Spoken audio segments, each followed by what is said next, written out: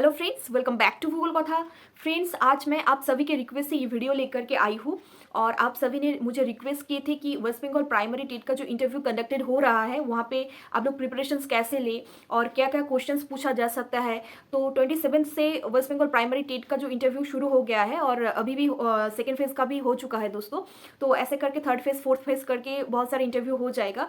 और आप लोग जानते ही होंगे कि सीटेट जिन लोग क्रैक कर चुके होंगे पार्ट 1 जो पेपर होता है, पार्ट 1 पेपर 1 बोलता है उसको, पीआरटी के लिए अपीयर हो सकेंगे आप लोग केवीएस एमवीएस एग्जामिनेशंस के लिए। तो दोस्तों, आप लोग जिन लोग सीटेट क्रैक कर चुके होंगे उन लोग वेस्ट बंगाल प्राइमरी टेट का इंटरव्यू भी डायरेक्टली दे सकते हैं according to the West Bengal government. ठीक है, नोटिस निकल चुके हैं ऑलरेडी, आप लोग जानते ही होंगे। तो प्रिपरेशंस भी शुरू कर देनी चाहिए आप लोगों को। जिन लोग वेस्ट बंगाल टेट अपीयर नहीं भी हुए थे उन लोग भी सीटेट अगर क्रैक कर चुके होंगे और अपीयर होने जा रहे हैं उस एग्ज़ाम्स के लिए, तो वेस्ट बंगाल प्राइमरी टेट का इंटरव्यू के लिए अभी से तैयारियां शुरू कर दीजिए आप लोग, क्योंकि कभी भी नोटिस निकल सकती है एप्लीकेशन करने के लिए, एप्लीकेशन फॉर्म भरने के लिए। ठीक है, पोर्टल खुल जा सकता है कभी भी। तो इसके लिए प्रिपरेशंस आप लोग शुरू कर दें। मैं कुछ क्वेश्चंस आप लोगों के साथ शेयर करूंगी और वहाँ पे जो 27 से क्वेश्चंस आ चुका है, पूछा गया है इंटरव्यू में, जो एपीसी भवन में हो रहा है कोलकाता में। ठीक है, फर्स्ट फेज़ का इंटरव्यू 27 पे ही कंडक्टेड हो गया था और सेकेंड फेज़ में भी एपीसी भवन में ही हुआ है। और अदर्स जो इंटरव्यू होने वाला है अदर्स डिस्ट्रिक्ट्स में दोस्तों, उसका नोटिस भी दिया गया है। तो आज मैं आप लोगों के साथ पार्ट 1 वीडियो है ये, और यहाँ पे मैं 27 में जो क्वेश्चंस पूछा गया था मैं जितना भी कलेक्ट कर चुकी हूँ उतना ही आप लोगों के साथ शेयर करूँगी आज। ठीक है, और इसके बाद आप लोग तैयारियाँ शुरू कर दीजिए। कोई भी स्टेट से है आप लोग, तो सीटेट पेपर 1 अगर आप लोगों का क्लियर हो चुका है तो आप लोग इस जो वेस्ट बंगाल प्राइमरी टेट का जो इंटरव्यू हो रहा है वहाँ पे अपीयर हो सकेंगे according to the norms of West Bengal government. आप लोगों का अगर first language English, Odia, Tamil, Bengali और भी है दोस्तों, तमिल एंड ओडिया, ये सब है। तो आप लोग एक बार देख लीजिएगा, क्योंकि क्वेश्चंस पे ही आप लोग जान पाएंगे। मैं अलग वीडियो बना दूंगी इसके ऊपर कि कौन स्टेट से आप लोग इसके लिए अपीयर हो सकेंगे और West Bengal government primary teacher बन सकेंगे आप लोग। तो बहुत सारे लोग मुझे रिक्वेस्ट की थी, इसलिए मैं 27 में जो वेस्ट बंगाल गवर्नमेंट का जो प्राइमरी सेक्शन प्राइमरी टेट के लिए जो इंटरव्यू कंडक्टेड हुआ था वहाँ पे जो जो क्वेश्चंस एंड अदर्स जो पैटर्न था वहाँ पे, उसका डिस्कशन आज मैं आप लोगों के साथ करूँगी। तो आप लोग देख लीजिए और प्रिपरेशन अच्छे से शुरू कर दीजिए दोस्तों। ठीक है, तो चलिए चलते हैं, ये सब क्वेश्चंस डिस्कस कर लेते हैं। तो दोस्तों देखिए, कुछ क्वेश्चंस मैं कलेक्ट कर पाई हूँ जो West Bengal primary TET interview पे पूछा जा चुका है। 27 से इंटरव्यू शुरू हो गई है। ठीक है, तो यहाँ पे देखिए, पहले तो वहाँ पे क्या होता है, वहाँ पे एपीएस भवन में जो कोलकाता में इंटरव्यू कंडक्टेड हो रहा है, वहाँ पे इंटरव्यू रूम पे जाने के आगे आप लोगों को सारा एजुकेशनल डॉक्यूमेंट्स दिखाना पड़ता है, वेरीफाई करना पड़ता है। ऑल रिजल्ट्स, एडमिट कार्ड्स भी ले जाना पड़ता है वहाँ पे। तो वो सारा डॉक्यूमेंट्स वेरीफाई होने के बाद दोस्तों आप लोगों को एक वेरीफाइड स्लिप दिया जा रहा है।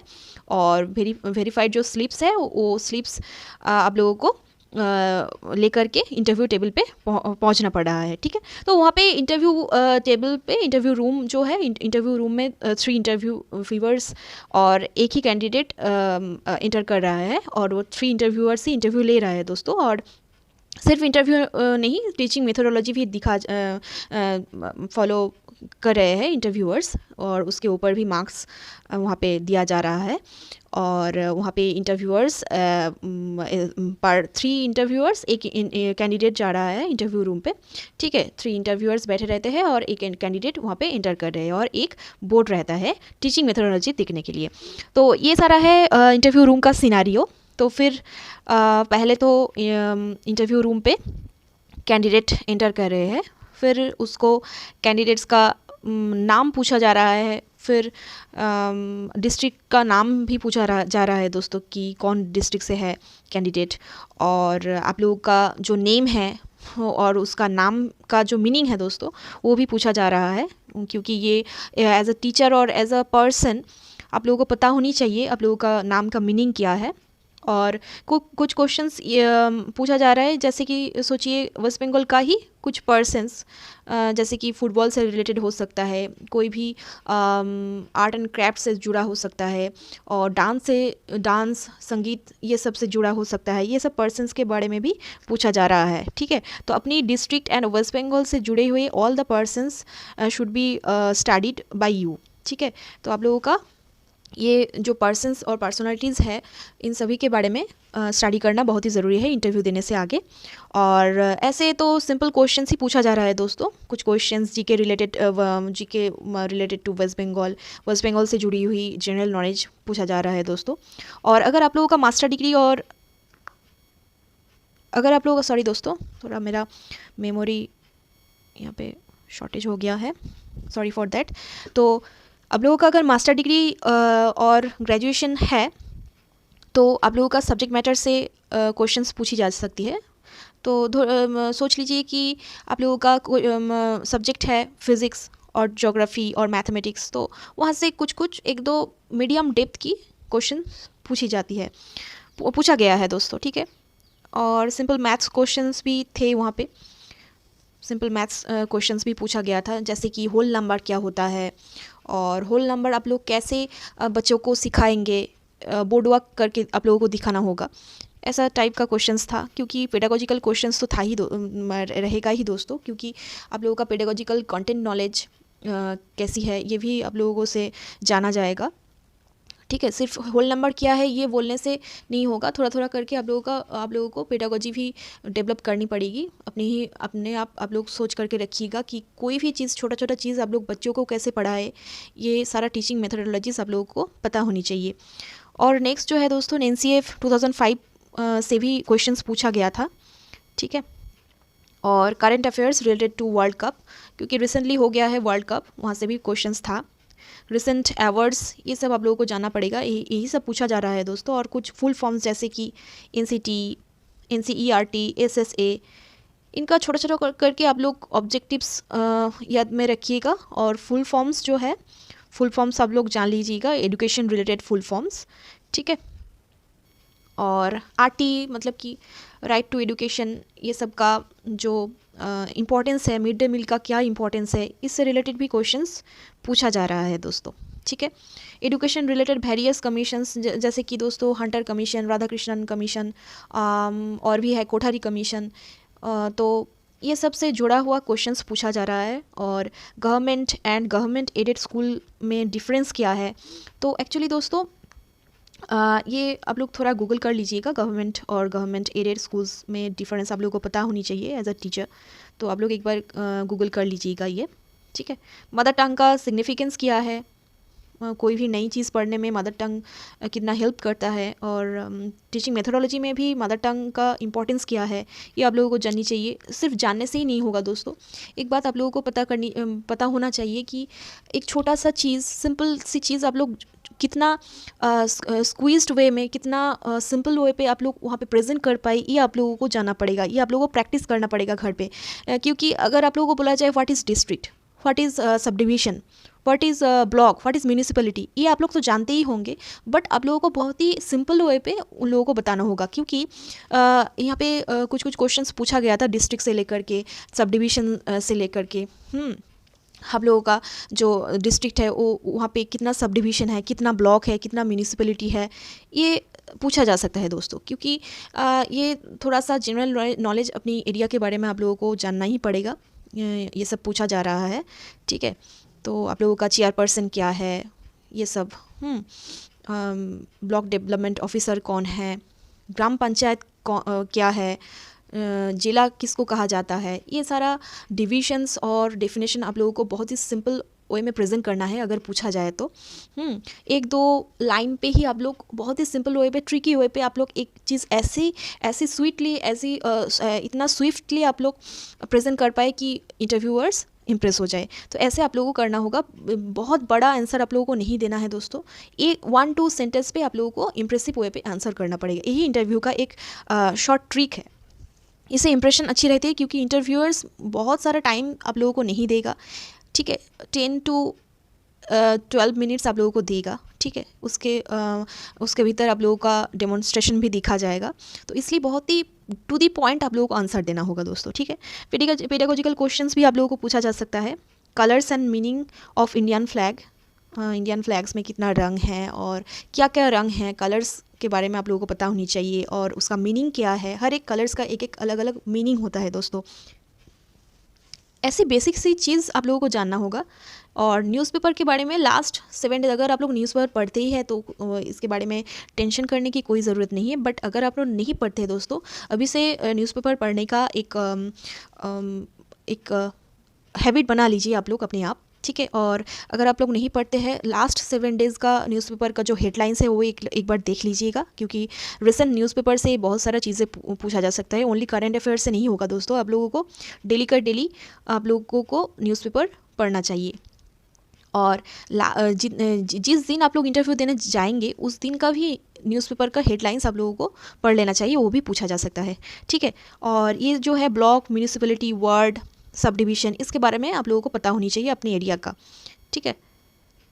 तो यही थी दोस्तों जो क्वेश्चंस पूछा गया है ऑलरेडी। और उसके बाद जो सेकेंड फेज में पूछा गया था उसके ऊपर मैं आप लोगों को बाद में वीडियो दूंगी पार्ट 2 में। तो आप लोग अभी से प्रिपरेशन शुरू कर दें, ठीक है। और भी कुछ क्वेश्चंस पूछा गया था दोस्तों, जैसे कि elementary education, child centric education, Montessori education, KG जो किंडरगार्टन जो है एजुकेशन, उसके बारे में सिग्निफिकेंस आप लोगों को पता होनी चाहिए, ये भी पूछा गया है। और ये भी कुछ पेडागोजिकल क्वेश्चंस पूछा गया था कि अगर क्लास में बहुत नॉइस हो तो आप लोग कैसे कंट्रोल कर पाएंगे, ये सारा बात आप लोगों को पता होनी चाहिए। और पता तो आप लोगों को सभी है दोस्तों, क्योंकि आप लोग एक जो स्कोर कार्ड होता है वहाँ पे ही पता चल जाएगा कि आप लोग एलिजिबल हो, मतलब कि सीटेट क्रैक कर चुके हो या WBTET क्रैक कर चुके हो। जस्ट आप लोगों को प्रेजेंटेशन अच्छे से देनी है, अच्छी पर्सनैलिटी रखनी चाहिए, अच्छी आई कंटेक्ट रखनी चाहिए, कॉन्फिडेंस बिल्ड अच्छे से आप लोगों को करना होगा अपने आप पे, ठीक है। तो ऐसे टाइप का क्वेश्चंस पूछा गया था दोस्तों, ठीक है। और टीचिंग मेथोडोलॉजीज में जो है टीचिंग डेमोन्स्ट्रेशन टेस्ट भी लिया गया था और लिया जा रहा है, इंटरव्यू चल रहा है, अब चलते रहेगा। और फिर सीटेट जिन लोग क्रैक कर चुके हैं उनका भी फॉर्म निकल जाएगा दोस्तों अप्लाई करने के लिए। तो टीचिंग डेमोन्स्ट्रेशन में दोस्तों आप लोगों का एक्टिंग, जो एक्ट होता है दोस्तों, डेमोन्स्ट्रेशन उसी को कहता है कि आप लोग एक्टिंग कैसे कर पा रहे हैं। जैसे कि एक छोटा सा टॉपिक आप लोग मान लीजिए कि द अर्थ, इसको आप लोग कैसे कितना इजी वे पे आप लोग बता सकते हैं बच्चों को, कैसे आप लोग ट्रीट कर रहे हैं।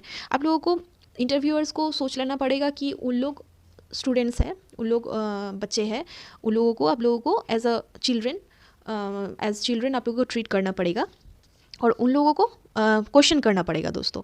और उन लोगों को अप्रिशिएशन भी देना होगा, जैसे कि आप लोग एक क्लास में करेंगे आप लोग, जैसे कि कुछ एक क्वेश्चन करना, आप कहाँ रहते हो, आप आर्ट पे रहते हो, ऐसे करके छोटा छोटा क्वेश्चंस करके उन लोगों को अप्रिशिएशन देना होगा। ऐसे ही एक्टिंग आप लोगों को करना पड़ेगा डेमो पे, ठीक है। जैसे कि बहुत ही फ़नी वे पे और बहुत ही लाइट वे पे, जैसे कि चिल्ड्रन बोर ना हो जाए, भारी ना पड़े उन लोगों को टॉपिक, ठीक है।